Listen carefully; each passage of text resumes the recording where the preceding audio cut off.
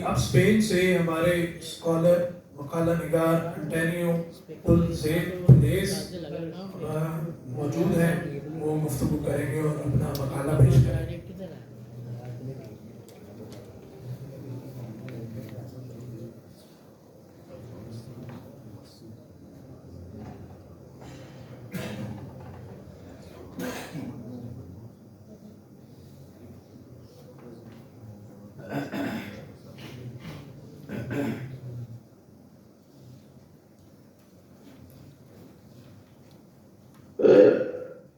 Dr. Antonio, could you please tell from which name you are online? You are not appearing online.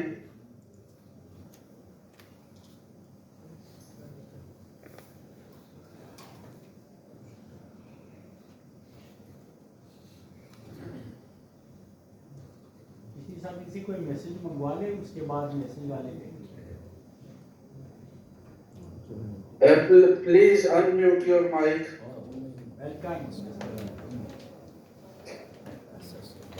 Assalamu alaikum warahmatullah. Recording in progress. Wa alaikum assalam wa rahmatullahi wa barakatuh. Assalamu alaikum warahmatullah. Bismillahirrahmanirrahim. I'm Antonio de Diego from Malaga University, Spain. It's a great pleasure to be here. Thank you very much for the invitation to this international conference. I'm so happy to stay here, and also I wish to acknowledge to the ambassador of Pakistan in Spain, Ambassador Sahur, and also to Dr. Abdul Rauf that invited me to be here. So thank you very much to be here. I feel very honored to be today with you. For me, it's a good pleasure present the work that I have done the last 2 years about Muhammad Iqbal. For me, Iqbal is one of the greatest philosophers in the 20th century. In this way, I try to show in my classes here in Spain, and also for me it's a great honor speak in this forum. Today I'm working on the first monography in Spanish language about the philosophy of Muhammad Iqbal.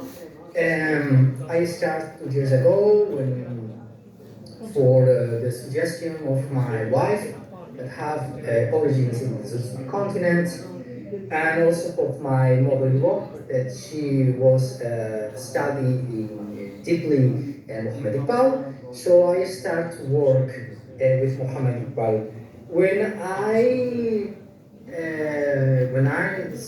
I first met and meet with the philosophy of Allama Iqbal in 2012 when I converted to Islam here in Spain, and I bought a couple of books what impressed me very much.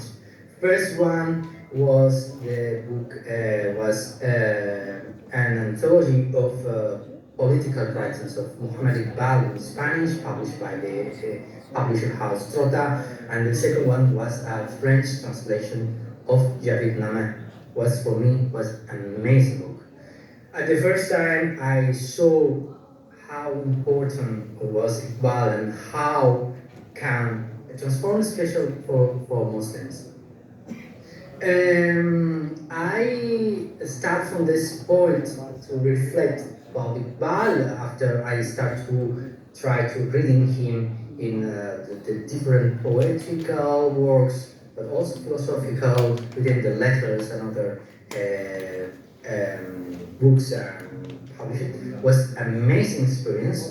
And in 2016, I delivered a lecture in the University of Complutense de Madrid about Muhammad Iqbal and the importance that he had for the contemporary thought. Or people here in Spain are very focused in German or in French philosophy, but no one's seen this outside from the Western philosophy. And it was a great opportunity to reflect about themes that was very in connection between their own generation people. And if you see how important is Iqbal is in the same themes and issues that have, for example, Carl Gustav Jung, René Guénon, Maria Zambrano, Spanish philosopher, or Mario Rosso de Luna. They start to speak about the end of modernity and the end of Western philosophy to see something beyond. And especially in Val, we have this point of cosmopolitanism. The key point of the monography that I'm finishing to writing, and Ambassador Sahur have the privilege to read in advance, is the idea to present Iqbal as a philosopher, a cosmopolitanism philosopher. And this is what's my idea.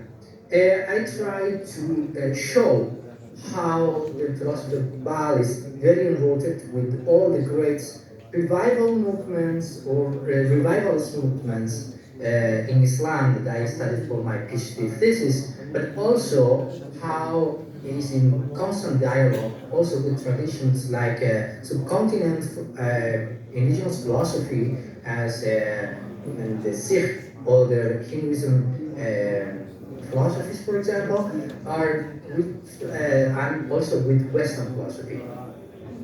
As the ideas, the core ideas of this book that I'm finishing is the idea of the dialogues that have Iqbal in the imaginary world. That means he make a beautiful experience between poetry and philosophy. And poetry and philosophy is a new way to understand the knowledge. For me, for example, was especially interesting that Iqbal, for example, used more poetry as the classical Islam philosophers as prose and or essay. And this is very powerful idea. And why is powerful? Because offered to us the opportunity to explore symbols and archetypes that are not present in a rational discourse. And this is, for example, from Shikwa, and Yawa Shikwa is one of the key elements to reflect. The second biggest point of this book is to reflect about the condition of the human being, the anthropology, between in deep dialogue with Ibn Arabi, because beyond the similitudes, they have difference, but the difference between Iqbal and Ibn Arabi suggests a great opportunity to rethink human being. The idea of Hudi, of the self, is powerful for a contemporary man that is looking for the sense in a world that is completely technified and completely dominated for a rational world. So we need to rethink this point. So this is the other point. And we have also a reflection, that is a reflection of the human being that is completely free, as we saw, for example, in the end of the Javid Nameh, this final chapter of Javid Nameh, the final verses, offers to a new human being that is more close than Allah subhanahu wa ta'ala, but have this freedom to face the reality and to transform the things. And this is the point that I call following different authors is I call metapolitics. Is a metapolitics that offer us the opportunity to rethink a very problematic issue. a very problematic issue that we find this problem, because normally we saw politics as the eyes of the Western ideologies. You have the right wing or left wing, but in Iqbal there is a substantial critique to the Western ideologies, and to go beyond with more powerful experiences. So you have seen, for example, how is the looking for the spiritual freedom in the experience of the Hudi, but also a new politics that's enrooted with the heart. And this is the one I vindicate one of the forgotten elements that is what completely forgotten for many historians, that is Iqbal is not only an revolutionary character. He's a spiritual leader that offers and go beyond, because have the opportunity to mix these metaphysics that have the metaphysics, the deen, and a new kind of politics. A new kind of politics that is balance between Sharia or Hakika.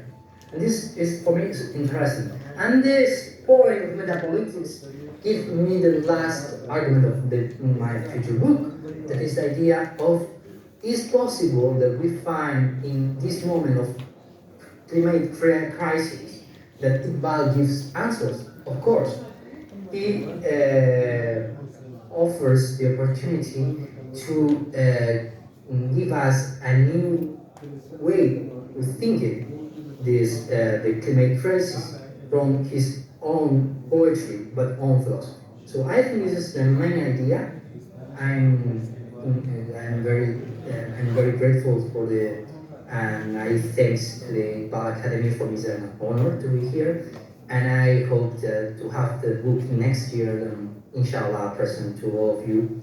Thank you for the support. Thank you very much. Recording stopped.